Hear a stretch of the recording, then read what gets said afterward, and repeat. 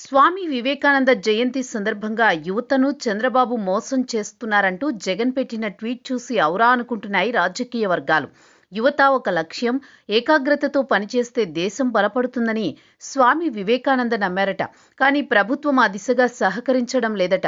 AP యువత పరిస్థితి ఆందోళనకరంగా ఉందని, ఫీజులు చెల్లించడం లేదని చెప్పుకొచ్చారు. ఇప్పటికైనా చంద్రబాబు ప్రభుత్వం మేల్కోవాలన్నారు. జగన్ రెడ్డి 5 ఏళ్ల పాలన ఏపీ యువతకు పీడకల. ఉరిమే ఉత్సాహంతో ఉండే లక్షల మంది యువతను 5,000కు పనిచేసే వాలంటీర్లుగా మార్చి వారి జీవితాలతో చెలగాటమాడారు. వారి జీవితాల్లో అత్యంత విలువైన 5 సంవత్సరాలు వృధా అయ్యాయి.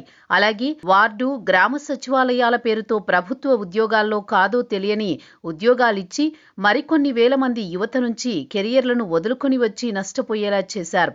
పోనీ 5 ఏళ్ల పాటు పెట్టుబడులు సమీకరించేమైనా ప్రైవేటు ఉద్యోగాలు కల్పించారా అంటే విశాఖ రాజధాని పేరుతో ఐటీ కంపెనీలను తరిమేశారు.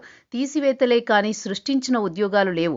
డిఎస్సి వేయలేదు. ఉద్యోగ నియామకాలు లేవు. ఆంధ్రప్రదేశ్ యువతను జగన్ తన కట్టు బానిసలుగా చేసుకుందామని ప్లాన్ చేశారు.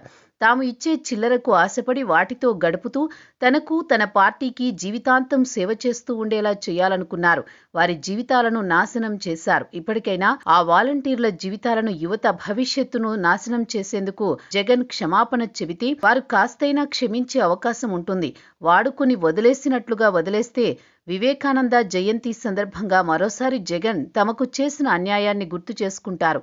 భవిష్యత్తులో వారి కోపం చూపిస్తారు.